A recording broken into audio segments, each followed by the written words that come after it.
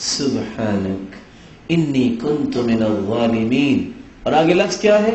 لم يدع بها رجل قط الا استجاب اللہ له. زبان بھی کون سی ہے؟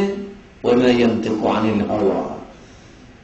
اللہ سبحانہ و تعالیٰ اپنے پیارے پیغمبر کی زبان اقدس سے یہ بیان کروا رہے ہیں، جس شخص نے بھی یہ دعا کی ہے کسی بھی مصیبت میں اللہ نے اس کی دعا کو ضرور قبول کیا ہے. یقین کر لینا چاہیے. آج کی قرض میں پریشان ہے تو علی رضی اللہ تعالیٰ عنہ کو اللہ کے رسول نے کیا فرمایا؟ میں تمہیں الا اعلمک کلمات لو كان عليك مثل جبل صیر او صغیر دینا اد اللہ عنک. اگر جبل صبیر جتنا بھی تجھ پہ قرض ہے، آخرت کی بات نہیں ہے، اللہ دنیا میں ہی ادا کروائیں گے تیرے ہاتھ سے. اللہم اکفنی بحلالک عن حرامک واغننی بفضلک عمن سواک. آج مسلمان کو ان باتوں میں یقین نہیں ہے. اگر یقین ہو تو یہ دنیاوی کام بہتر ہونے والی باتیں ہیں. انسان اپنی زبان کو حرکت دے، اللہ دنیا بہتر کر دیتا ہے. کتنی پریشانی ہے. اگر کسی سے گزارش کی جائے آپ اللہ کے رسول صلی اللہ علیہ وسلم پہ درود پڑھا کریں، کہتا جی یہ تو بڑا مشکل کام ہے. اللہ کے رسول صلی اللہ علیہ وسلم کے صحابی نے کیا کہا کہ اللہ کے رسول دعا کرتا ہوں، درود بھی پڑھتا ہوں. فرمایا اور درود پڑھا کرو. فرمایا آدھی دعا آدھا درود. فرمایا وَإِن زِدْتَ فَهُوَ خَيْرٌ لَكَ، اگر اور پڑھ لیں تو آپ کے لیے بہتر ہے. فرمایا اگر میں درود ہی پڑھتا رہوں تو؟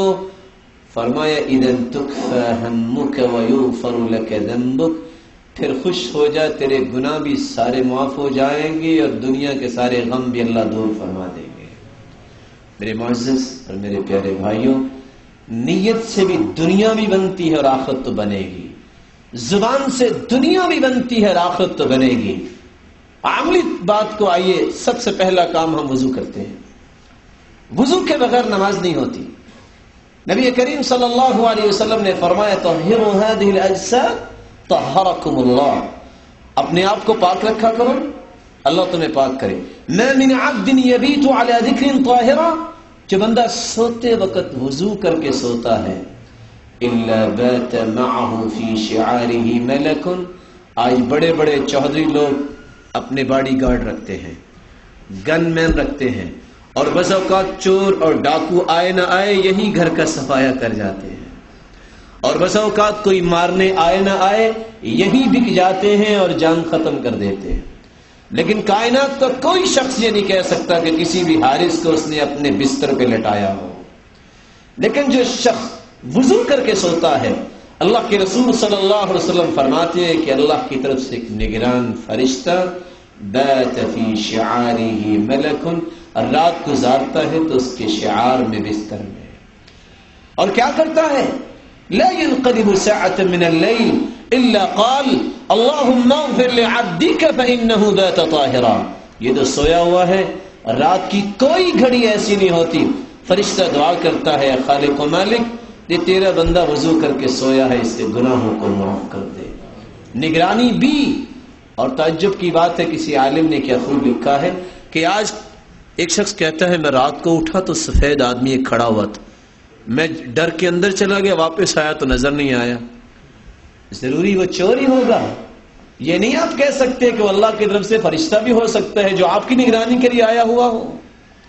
جب اللہ کے رسول صلی اللہ علیہ وسلم نے کہہ دیا ہے تو سچ ہے، وہ فرشتہ آتا ہے. اللہ سبحانہ و تعالیٰ اپنے بندہ مومن کی نگرانی کرواتا ہے، اس کی حفاظت کا بندوبست فرماتے ہیں. لیکن یہ وضو آج انسان نماز کے لیے بھی نہیں کرتا. اور آپ اس بات کو سنتے ہوئے تعجب کریں گے کہ بہت سارے لوگ یہ سمجھتے ہیں، بہت سارے ذمہ داران جنہوں نے حکومتیں سنبھالی ہوئی ہیں ان کو یہ بھی پتہ نہیں کہ بازو یہاں تک دھونا ہے، یہ کلائی تک وضو ہو جاتا ہے. یہ اس وقت مجھے بھی سمجھ آئی جب اس شخص نے سوال کیا جس کے تحت پورا ایک صوبہ ہوتا ہے پولیس کا. کہتے جی جناب یہاں تک بازو دھونے سے وضو نہیں ہو جاتا؟ آپ تصور کیجئے. جبکہ صحیح الجامع کی روایت بتلاتی ہے ایک شخص کو حکم دیا گیا، اللہ کے رسول نے فرمایا پچھلی قوم میں سے اس کو کوڑے لگائے جائیں. 100 کوڑوں کا حکم دیا. وہ دعا کرتا رہا، ایک رہ گیا. جب ایک کوڑا اس کو لگایا گیا فامتلأ قبره نارا، اس کی قبر آگ سے بھر گئی. پوچھتا ہے علی ما ضربتمونی، مجھے کس لیے مار رہے ہو؟ تو جواب ملا صلیت صلاۃ واحدۃ بغیر وضوء بغیر طہور، تو نے ایک وضو بغیر، ایک نماز جو ہے بغیر وضو کے پڑھی تھی، یہ اس کی سزا ہے. اور یہاں میں گزارش کرنا چاہوں گا، ایک نہیں 22 صحابہ اس بات کو جب نقل کرتے ہیں. ہر مومن کا یہ عقیدہ ہے کہ وضو کے بغیر نماز نہیں، وضو ناقص ہے تو نماز بھی ناقص ہے.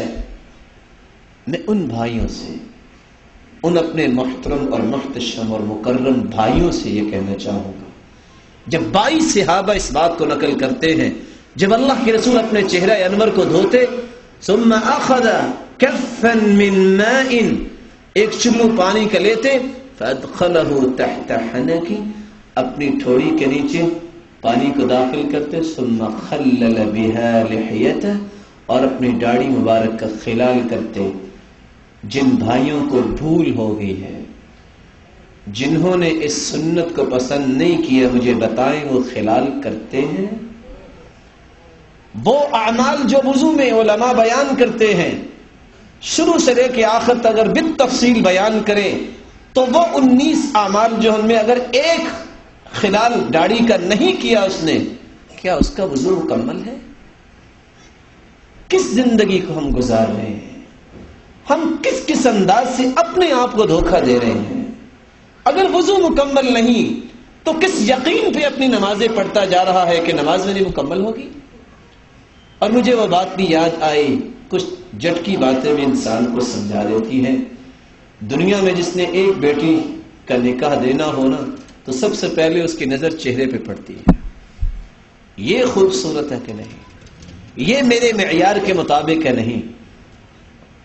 ترمذی کی روایت کو اگر صحیح مان لیا جائے، اگرچہ علماء نے اس میں بھی کلام کی ہے کہ قیامت کو 72 حوریں ملیں گی، بھلا بتائیے ایک بیٹی کا نکاح جس نے دینا ہو وہ تو چہرہ دیکھے، جس نے کل قیامت کو 72 دینی ہے وہ بغیر چہرہ دیکھے دے دے گا؟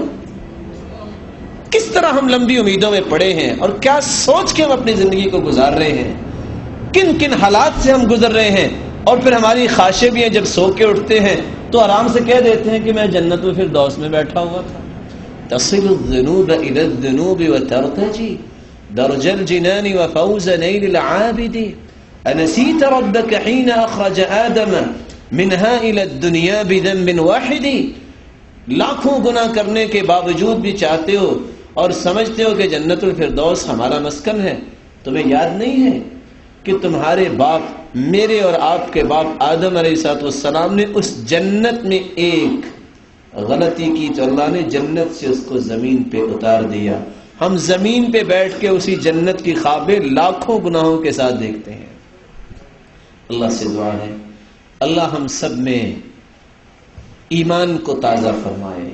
میرے معزز اور پیارے بھائیوں، ایک ضروری بات جس کو کر کے میں بات کو ختم کرتا ہوں، ویسے بہت سارے پہلو ہیں عبادت کے جن سے انسانی زندگی سنورتی ہے.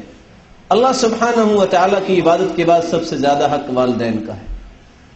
ہم یہ سمجھتے ہیں کہ والدین کی خدمت کرنے سے آخرت بنتی ہے، درجات بلند ہوں گے، فلاں چیز ملے گی. کیا دنیا نہیں سمجھتی؟ ان پڑھے لکھے مثقفین، بلکہ میں سمجھوں گا جہال کو بتاؤ جو کہتے ہیں کہ والدین مصیبت ہے، جو سمجھتے ہیں کہ اپنی اولاد کو پالوں، کہ اپنے ماں باپ بوڑھوں کا خیال رکھوں. وہ صحیح مسلم کی اس روایت کو کیوں نہیں پڑھتے؟ بینما ثلاثۃ نفر یمشون، 3 لوگ جا رہے تھے، فاخذهم المطر فآووا الى غار في جبل، ان تینوں نے بارش جب آئی تو کدھر گئے تھے؟ غار کی طرف. جب پتھر نے آ کے غار کا منہ بند کر دیا تو سب نے کیا کہا تھا؟ وہ عمل پیش کرو جو اللہ کے لیے کیا ہے. تو ان تینوں میں سے ایک شخص نے کیا کہا تھا؟ اللہ تو جانتا ہے، جب میں دودھ لے کے آتا تو میں سب سے پہلے والدین کو پلاتا تھا، بچوں کو نہیں. آج تو والدہ، آج تو باپ تڑپ رہا ہو بیماری میں، کون خیال کرتا ہے؟ ان کو تو یہ ہے کہ بیوی کے نخرے دیکھ لے، بچوں کی آہو وقت دیکھ لے، ان کو والدین سے کیا ہے؟ کہا اللہ کے رسول صلی اللہ علیہ وسلم فرماتے ہیں، صحابی روایت کرتے ہیں، اور شخص نے کیا کہا، اے اللہ میں ایک دن دودھ لے کے آیا، میرے والدین سو چکے تھے، میں وہ دودھ کا برتن لے کے ان کے پاس کھڑا ہو گیا، وَأَكْرَهُ أَنْ